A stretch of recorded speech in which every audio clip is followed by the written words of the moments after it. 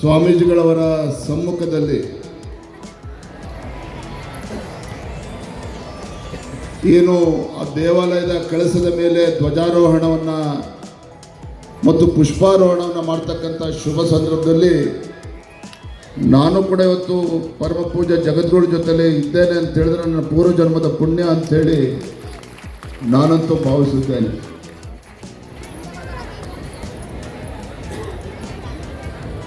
ಗುರುವಿನ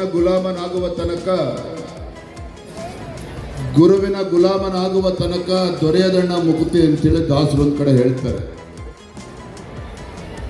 ಬಹುಶಃ ಕನ್ನಡ ನಾಡು ಇಡೀ ದೇಶದಲ್ಲಿ ಭರತ ಭೂಮಿಯಲ್ಲಿ ಒಂದು ವಿಶಿಷ್ಟ ಸ್ಥಾನವನ್ನು ಹೊಂದಿರತಕ್ಕಂಥದ್ದು. ಈ ಕನ್ನಡ ನಾಡು ಭರತ ಭೂಮಿಯಲ್ಲಿ ಒಂದು ವಿಶಿಷ್ಟ ಸ್ಥಾನವನ್ನು ಪಡೆದುಕೊಂಡಿದೆ ಅಂತ ಹೇಳಿದ್ರೆ ಅದಕ್ಕೆ ಕಾರಣ ಈ ನಾಡಿನಲ್ಲಿರ್ತಕ್ಕಂಥ ಜಗದ್ಗುರುಗಳು, ಪರಮ ಪೂಜ್ಯ ಸ್ವಾಮೀಜಿಗಳು ಅನ್ನೋದನ್ನೇ ಸಂದರ್ಭ ಹೇಳೋದಕ್ಕೆ ಇಚ್ಛೆ ಪಡ್ತೇನೆ. ವೇದಿಕೆ ಮೇಲಿರ್ತಕ್ಕಂಥ ಅನೇಕ ಹಿರಿಯರು ಮಾತನಾಡ್ತಾ ಸದ್ಗುರು ಯಲ್ಲಾಲಿಂಗ ಮಹಾಪ್ರಭುಗಳವರ ಮಹಿಮೆಯನ್ನ, ಹಿಂದಿನ ಪರಮ ಪೂಜ್ಯರ ಬಗ್ಗೆ, ಅದೇ ರೀತಿ ಪರಮ ಪೂಜ್ಯ ಡಾಕ್ಟರ್ ಮುರುಘರಾಜೇಂದ್ರ ಮಹಾಸ್ವಾಮೀಜಿಗಳವರ ಬಗ್ಗೆ ಸಾಕಷ್ಟು ವಿಚಾರಗಳನ್ನು ತಮ್ಮೆಲ್ಲರ ಜೊತೆ ನಾನು ಕೂಡ ಕೇಳುವಂತಾಯಿತು. ಅನ್ನದಾಸೋಹ, ಅಕ್ಷರ ದಾಸೋಹ, ಜ್ಞಾನ ದಾಸೋಹದ ಮುಖೇನ ಬಹುಶಃ ಈ ಭಾಗದಲ್ಲಿ ಒಂದು ರೀತಿ ನಡೆದಾಡುವ ದೇವರು ಅಂತೇಳಿ ನಾವೆಲ್ಲರೂ ಕೂಡ ಆರಾಧಿಸಿ ಪೂಜಿಸಿ ನಮ್ಮಂತ ಪರಮ ಪೂಜ್ಯ ಡಾಕ್ಟರ್ ಮುರುಘರಾಜೇಂದ್ರ ಮಹಾಸ್ವಾಮೀಜಿಗಳವರು ಈ ಮಠಕ್ಕೆ ಆಸರೆಯನ್ನು ಹುಡುಕೊಂಡು ಬಂದು ಯಾವುದೇ ಜಾತಿ, ಯಾವುದೇ ಧರ್ಮ, ಯಾವುದೇ ಕುಲದವರು ಇರ್ಬೋದು, ಯಾರೇ ಬಂದರೂ ಸಹ ಅವನು ಯಾರು ಯಾವ ಜಾತಿ ಅಂತೇಳಿ ಲೆಕ್ಕಿಸದೆ ಇವ ನಾರವ ಎನ್ನದೆ ಇವ ನಮ್ಮವ ಅಂತಕ್ಕಂಥ ಅಣ್ಣ ಬಸವಣ್ಣನವರ 12ನೇ ಶತಮಾನದಲ್ಲಿ ಅಣ್ಣ ಬಸವಣ್ಣನವರ ಕ್ರಾಂತಿಯನ್ನ 21ನೇ ಶತಮಾನದಲ್ಲಿ ಇವತ್ತು ನನಸು ಮಾಡ್ತಕ್ಕಂಥ ಪುಣ್ಯದ ಕೆಲಸ ಯಾರು ಮಾಡಿದ್ದಾರೆ ಅಂತ ಹೇಳಿದ್ರೆ ಪರಮ ಪೂಜ್ಯ ಸ್ವಾಮೀಜಿಗಳವರ ನೇತೃತ್ವದಲ್ಲಿ ಆಗಿದೆ ಅನ್ನೋದನ್ನ ನಾನು ಈ ಸಂದರ್ಭದಲ್ಲಿ ಬಹಳ ಹೆಮ್ಮೆಯಿಂದ ಹೇಳೋದಕ್ಕೆ ಇಚ್ಛೆ ಪಡ್ತೇನೆ. ಆ ಕಾರಣಕ್ಕಾಗಿನೇ ಬಹುಶಃ ನಮ್ಮ ಸ್ನೇಹಿತರು ಮಾತನಾಡ್ತಾ ಹೇಳ್ತಾ ಇದ್ರು, ಜಾತ್ರೆನಲ್ಲಿ 3 ದಿನಗಳ ಕಾಲದಲ್ಲಿ ಸುಮಾರು 25 ಲಕ್ಷಕ್ಕೂ ಹೆಚ್ಚು ಭಕ್ತರು ಬಂದಿದ್ದಾರೆ ಅಂತ ಹೇಳಿದ್ರೆ ಬಹುಶಃ ನನಗೇನದು ಆಶ್ಚರ್ಯ ತರ್ತಕ್ಕಂಥ ಸಂಗತಿ ಇಲ್ಲ ಅಂತ ನನಗೇನು ಅನ್ಸೋದಿಲ್ಲ. ಅಂದರೆ ಆ ರೀತಿ ಸಮಾಜಮುಖಿಯಾಗಿ ಇವತ್ತು ಈ ಪೂಜ್ಯ ಕ್ಷೇತ್ರ ಪರಮ ಪೂಜ್ಯ ಸ್ವಾಮೀಜಿಗಳು ಮಾಡ್ತಾ ಇದ್ದಾರೆ ಅಂತ ಹೇಳಿದ್ರೆ ಕೂಡ ನಾವು ಬೆಲೆ ಕಟ್ಟೋದಕ್ಕೆ ಸಾಧ್ಯ ಇಲ್ಲ. ನಾನು ಈ ಸಂದರ್ಭದಲ್ಲಿ ವೇದಿಕೆ ಮೇಲಿರ್ತಕ್ಕಂಥ ಚೂನಪ್ಪ ಪೂಜಾರಿ ಅವರಿಗೆ ಮತ್ತು ಶಶಿಕಾಂತ್ ಗುರೂಜಿ ಅವರಿಗೆ ನಾನು, ಅದೇ ರೀತಿ ನಮ್ಮ ಕುರ್ಚಿ ರಾಜು ಅವರಿಗೂ ಕೂಡ ನಾನು ಧನ್ಯವಾದಗಳನ್ನು ತಿಳಿಸೋಕೆ ಇಚ್ಛೆ ಪಡ್ತೇನೆ. ನಮ್ಮ ಸುಭಾಷ್ ಪಾಟೀಲ್ ಅವರು ಕೂಡ ಇದ್ದಾರೆ. ಬಹುಶಃ ಕಳೆದ ತಿಂಗಳು ಏನು ಗುರ್ಲಾಪುರ ಕ್ರಾಸ್ನಲ್ಲಿ ಈ ಭಾಗದ ರೈತರು, ಕಬ್ಬ ಬೆಳೆಗಾರರು, ರೈತ ಸಂಘಟನೆಗಳ ಇವರೆಲ್ಲರ ನೇತೃತ್ವದಲ್ಲಿ ಹೋರಾಟವನ್ನು ಕೈಗೆತ್ತಿಕೊಳ್ಳದೆ ಹೋಗಿದ್ದಿದ್ರೆ ನಾನು ಅವತ್ತು ಬಂದು ಈ ಭಾಗದಲ್ಲಿ ಕಬ್ಬು ಬೆಳೆಗಾರರಿಗೆ ಹೋರಾಟಕ್ಕೆ ಬೆಂಬಲವನ್ನು ಕೊಡ್ತಕ್ಕಂಥ ಸಂದರ್ಭ ಸೃಷ್ಟಿ ಆಗ್ತಾ ಇರಲಿಲ್ಲ. ಅಷ್ಟೇ ಅಲ್ಲ, ನನ್ನ ಸೌಭಾಗ್ಯ ಏನಪ್ಪ ಅಂತ ಹೇಳಿದ್ರೆ ಬೆಂಗಳೂರಿನಲ್ಲಿ ನನ್ನ 50ನೇ ವರ್ಷದ ಹುಟ್ಟುಹಬ್ಬವನ್ನು ಆಚರಣೆ ಮಾಡಬೇಕು ಅಂತೇಳಿ ಎಲ್ಲರೂ ಕೂಡ ತಯಾರಾಗಿ ಕೂತಿದ್ರು ಕಾರ್ಯಕರ್ತರು. ಸಾವಿರಾರು ಸಂಖ್ಯೆಯಲ್ಲಿ ರಾಜ್ಯದ ಮೂಲಗಳಿಂದ ಕಾರ್ಯಕರ್ತರು ಬಂದಲ್ಲಿ ಹುಟ್ಟುಹಬ್ಬ ಆಚರಣೆ ಮಾಡಬೇಕು ಅಂತೇಳಿ ಬಂದಿದ್ರು. ಅದು ನನ್ನ ಪೂರ್ವಜನ್ಮದ ಪುಣ್ಯ ಅಂತ ಹೇಳಿದ್ರೆ ಪರಮ ಪೂಜ್ಯ ಸ್ವಾಮೀಜಿಗಳವರ ಆಶೀರ್ವಾದದಿಂದ ಆ ಗುರ್ಲಾಪುರದ ಕ್ರಾಸ್ನಲ್ಲಿ ಏನೋ ರೈತರು ಹೋರಾಟವನ್ನು ಮಾಡ್ತಾ ಇದ್ರು ಅಂತ ಕಬ್ಬು ಬೆಳೆಗಾರರ ಜೊತೆ ನನ್ನ ಜನ್ಮದಿನವನ್ನು ಆಚರಣೆ ಮಾಡಿದ್ದೇನೆ ಅಂತ ಹೇಳಿದ್ರೆ ನನ್ನ ಜೀವನದಲ್ಲಿ ಮರೆಯಲಾರದಂಥ ಕ್ಷಣ ಅಂತೇಳಿ ಹೇಳೋದಕ್ಕೆ ಇಷ್ಟಪಡ್ತೇನೆ. ಪೂಜ್ಯ ತಂದೆಯವರ ಸನ್ಮಾನ BS ಯಡಿಯೂರಪ್ಪನವರು ಯಾವಾಗಲೂ ಕೂಡ ಒಂದು ಮಾತನ್ನು ಹೇಳ್ತಾ ಇರ್ತಾರೆ. ಉತ್ತರ ಕರ್ನಾಟಕದ ಜನರಲ್ಲಿ ಬಡತನ ಇರ್ಬೋದು, ಉತ್ತರ ಕರ್ನಾಟಕದ ಜನರಲ್ಲಿ ಬಡತನ ಇರ್ಬೋದು, ಹೃದಯ ಶ್ರೀಮಂತಿಕೆಗೆ ಯಾವುದೂ ಕೊರತೆ ಇಲ್ಲ ಅನ್ನೋ ಮಾತನ್ನು ಪೂಜ್ಯ ತಂದೆಯವರು ಯಾವತ್ತೂ ಕೂಡ ಹೇಳ್ತಾ ಇರ್ತಾರೆ. ನಮ್ಮ ಶಾಸಕ ಶಶಿಕಲಾ ಅಕ್ಕ ಜೊಲ್ಲೆ ಅವರು ಕೂಡ ವೇದಿಕೆ ಮೇಲಿದ್ದಾರೆ. ಇವತ್ತು ಯಡಿಯೂರಪ್ಪನವರು ಒಬ್ಬ ರಾಜಕಾರಣಿಗಳಷ್ಟೇ ಅಲ್ಲ, ನುಡಿದಂತೆ ನಡೆದಿರ್ತಕ್ಕಂಥ ಒಬ್ಬ ಮಾಜಿ ಮುಖ್ಯಮಂತ್ರಿ, ಒಬ್ಬ ರೈತ ನಾಯಕ, ಒಬ್ಬ ಹೋರಾಟಗಾರರು. ನಾನು ಯಡಿಯೂರಪ್ಪನ ತಂದೆಯವರಿಗೆ ನಾಳೆ ದಿನ ಇವತ್ತು ಮುಗುಳ್ಕೋಡು ಮಠಕ್ಕೆ ಹೋಗ್ತಾ ಇದ್ದೇನೆ, ಕಾರ್ಯಕ್ರಮಕ್ಕೆ ಹೋಗ್ತಾ ಇದ್ದೇನೆ ಅಂತ ಹೇಳಿದಾಗ ಬಹಳ ಸಂತೋಷನ ಪಟ್ಟರು. ಅಂತ ಪರಮ ಪೂಜ್ಯ ಸ್ವಾಮೀಜಿಗಳ ಒಂದು ದರ್ಶನವನ್ನು ಪಡೆದುಕೋ, ಅವರ ಆಶೀರ್ವಾದವನ್ನು ಪಡೆದುಕೋ ಅನ್ನುವ ಮಾತನ್ನು ಪೂಜ್ಯ ತಂದೆಯವರು ಕೂಡ ಹೇಳಿದರು. ಇವತ್ತು ನಿಜವಾಗ್ಲೂ ಕೂಡ ಈ ಭಾಗದಲ್ಲಿ ಯಾವುದೇ ಸರ್ಕಾರಗಳು ಕೂಡ ಈ ಪ್ರಮಾಣದಲ್ಲಿ ಇವತ್ತು ನಮ್ಮ ಬಡವರಿಗೆ, ರೈತರ ನೆರವಿಗೆ ಬರೋದಕ್ಕೆ ಸಾಧ್ಯ ಇಲ್ಲ.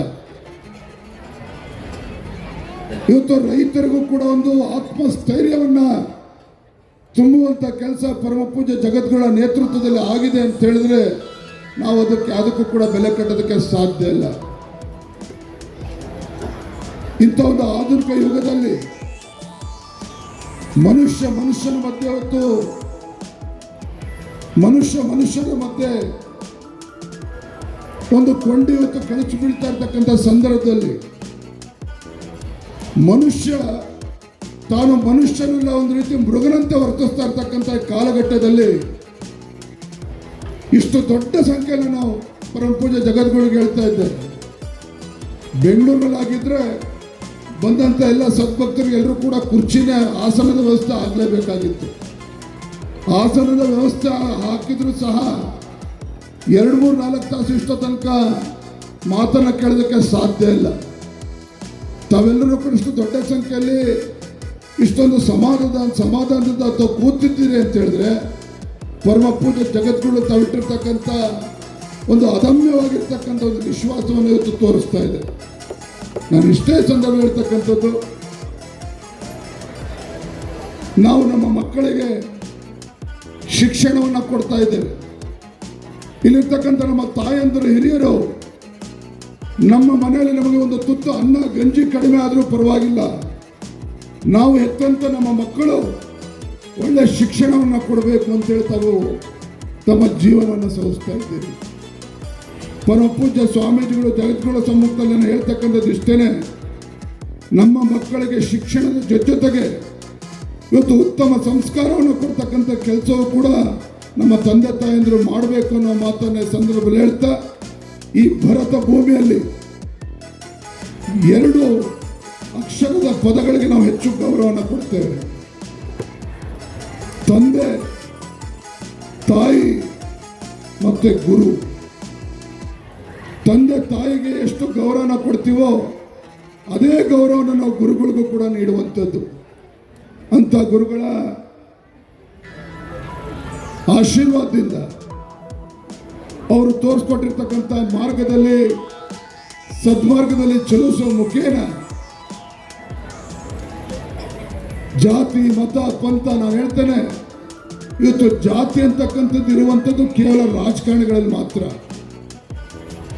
ಈ ನಾಡಿಗೆ 2 ತುತ್ತು ಅನ್ನವನ್ನು ಕೊಡ್ತಕ್ಕಂಥ ರೈತ ಯಾವತ್ತೂ ಕೂಡ ಯಾವುದು ಜಾತಿ ಅಂತ ನೋಡೋದಿಲ್ಲ. ಬಡವ ತಾನು ಯಾವ ಜಾತಿ ಅಂತೇಳಿ ಯಾವತ್ತೂ ಕೂಡ ನೋಡೋದಿಲ್ಲ. ಜಾತಿ ಅಂತಕ್ಕಂಥ ವಿಷ ಇವತ್ತು ಯಾರ್ದಾರು ತಲೆಯಲ್ಲಿ ಇದೆ ಅಂತ ಹೇಳಿದ್ರೆ ರಾಜಕಾರಣಿಗಳಿಗೆ ಮಾತ್ರ. ಹಾಗಾಗಿ ಇವತ್ತು ನಾವು ಈ ಮಠಕ್ಕೆ ನಡ್ಕೊಳ್ತಾ ಇದ್ದೇವೆ ಅಂತ ಹೇಳಿದ್ರೆ ಆ ಜಾತಿ ಈ ಜಾತಿ ಅಂತ ಹೇಳ್ದೇನೆ ನಾವೆಲ್ಲರೂ ಸಹ ಮನುಷ್ಯ ಜಾತಿ ಅನ್ನೋದನ್ನು ಅರ್ಥ ಮಾಡಿಕೊಂಡು ಒಂದೇ ಒಂದು ಮಾತನ್ನು ಮುಗಿಸ್ತೇನೆ. ಹೀಗೆ ಒಬ್ಬ ದಾರಿ ಒಬ್ಬ ಸ್ಮಶಾನದ ಮುಂದೆ ಹೋಗ್ತಾ ಇರ್ತಾನಂತೆ. ಸ್ಮಶಾನದ ಮುಂದೆ ಹೋಗ್ತಾ ಇರುವಂಥ ಸಂದರ್ಭದಲ್ಲಿ ಅಲ್ಲೊಬ್ಬ ಶವಗಾರ ಕೂತಿರ್ತಾನೆ. ಆ ದಾರಿ ಹೋಗ ಶವಗಾರ ನನ್ನ ಬಳಿ ಹೋಗ್ತಾನೆ. ಅವ್ನು ಕೇಳ್ತಾನೆ, ಅಲ್ಲಯ್ಯ ಶವಗಾರ, ದಿನನಿತ್ಯನೂ ಶವಗಳನ್ನ ನೋಡ್ತಿಲ್ಲ, ನಿನಗೆ ಭಯ ಆಗೋದಿಲ್ವಾ ಅಂತ ಕೇಳ್ತಾನಂತೆ ಶವಗಾರನಲ್ಲಿ. ಆ ದಾರಿ ಹೋಗನ ಪ್ರಶ್ನೆಗೆ ಶವಗಾರ ಬಹಳ ಅರ್ಥಪೂರ್ಣವಾಗಿರ್ತಕ್ಕಂಥ ಉತ್ತರವನ್ನು ಕೊಡ್ತಾನೆ. ಆ ಶವಗಾರ ಹೇಳ್ತಾನಂತೆ ದಾರಿ ಹೋಗನಿಗೆ, ಇಲ್ಲ ಕಣಯ್ಯ, ನನಗೆ ಶವಗಳನ್ನು ನೋಡಿದಾಗ ನನಗೆ ಭಯ ಆಗೋದಿಲ್ಲ. ಕಾರಣ ಆ ಶವದ ಮುಖದಲ್ಲಿ ಇವತ್ತು ನೆಮ್ಮದಿಯನ್ನು ಕಾಣ್ತೇನೆ, ಸಂತೋಷವನ್ನು ಕಾಣ್ತೇನೆ, ಆತ್ಮತೃಪ್ತಿಯನ್ನು ಕಾಣ್ತೇನೆ. ಆದರೆ ಬದುಕಿರ್ತಕ್ಕಂಥ ಮನುಷ್ಯನ ಮುಖವನ್ನು ನೋಡೋದಕ್ಕೆ ನನಗೆ ಭಯ ಆಗುತ್ತೆ. ಕಾರಣ ಅಂತ ಹೇಳಿದ್ರೆ ಆ ಮನುಷ್ಯನ ಮುಖದಲ್ಲಿ ಇವತ್ತು ಅಸೂಯೆ ಕಾಣ್ತಾ ಇದೆ, ಆಕ್ರೋಶ ಕಾಣ್ತಾ ಇದೆ, ಅಸಮಾಧಾನ ಕಾಣ್ತಾ ಇದೆ. ಹಾಗಾಗಿ ಬದುಕಿರ್ತಕ್ಕಂಥ ಮನುಷ್ಯನನ್ನು ನೋಡೋ ಬದಲು ಆ ಶವನ ಮುಖ ನೋಡಿದಾಗ ನನಗೂ ಕೂಡ ಆತ್ಮತೃಪ್ತಿ ಆಗುತ್ತೆ ಅನ್ನೋ ಮಾತನ್ನು ನಾನು ಹೇಳ್ತಾನಂತೆ. ಹಾಗಾಗಿ ಬಂಧುಗಳೇ, ಇಲ್ಲಿರ್ತಕ್ಕಂಥ ಎಲ್ಲ ಸದ್ಭಕ್ತರನ್ನ ಇಷ್ಟೇ ವಿನಂತಿ ಮಾಡ್ತಕ್ಕಂಥದ್ದು, ಮನುಷ್ಯ ಧರ್ಮ ಶ್ರೇಷ್ಠ ಧರ್ಮ ಅನ್ನುವ ಶ್ರೇಷ್ಠ ಸಂದೇಶವನ್ನು ಕೊಟ್ಟಿರ್ತಕ್ಕಂಥ ಪುಣ್ಯ ಭೂಮಿಯ ಮೇಲೆ ಜನಿಸಿರ್ತಕ್ಕಂಥ ನಾವೆಲ್ಲರೂ ಕೂಡ ಒಟ್ಟಾಗಿ ಒಂದಾಗಿ ಸಮಾಜವನ್ನು ಸರಿದಾರಿಯಲ್ಲಿ ತಪ್ಪಿಕೊಂಡು ಹೋಗ್ತಕ್ಕಂಥ ಕೆಲಸವನ್ನು ಮಾಡೋಣ ಅನ್ನೋ ಮಾತನ್ನು ಹೇಳ್ತಾ, ಪರಮ ಪೂಜ್ಯ ಜಗದ್ಗುರುಗಳಲ್ಲಿ ನಾವು ವಿನಂತಿಯನ್ನು ಮಾಡ್ತಕ್ಕಂಥದ್ದು, ನಾನು ಕೂಡ ಪೂಜ್ಯ ತಂದೆಯವರು ಯಡಿಯೂರಪ್ಪನವ್ರ ಮಗನಾಗಿ, ಶಿಕಾರಿಪುರ ಕ್ಷೇತ್ರದ ಶಾಸಕನಾಗಿ, ಪೂಜ್ಯ ತಂದೆಯವರಿಗೆ ಜನ್ಮ ಕೊಟ್ಟಿರ್ತಕ್ಕಂಥ ಶಿಕಾರಿಪುರ ಕ್ಷೇತ್ರದ ಶಾಸಕನಾಗಿ ಪರಮ ಪೂಜ್ಯ ಜಗದ್ಗುರುಗಳಲ್ಲಿ ವಿನಂತಿ ಮಾಡ್ತಕ್ಕಂಥದ್ದು ಇಷ್ಟೇ. ನಾನು ಆ ಭಗವಂತನಲ್ಲೂ ಕೂಡ ಪ್ರಾರ್ಥನೆ ಮಾಡುವಂಥದ್ದು, ನನಗೆ ಜೀವನದಲ್ಲಿ ಕಷ್ಟ ಬೇಡ ಅಂತ ಹೇಳೋದಿಲ್ಲ.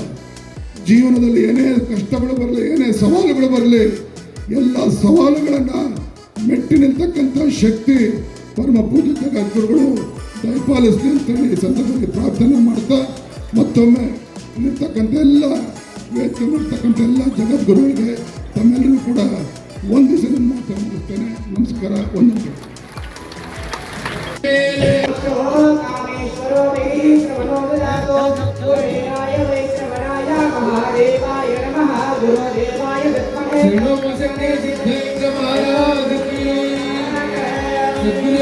लिंग प्रभु महाराज की, श्री शिवयोग सिद्धरामेश्वर महाराज की, ओम राजेंद्र महाराज की।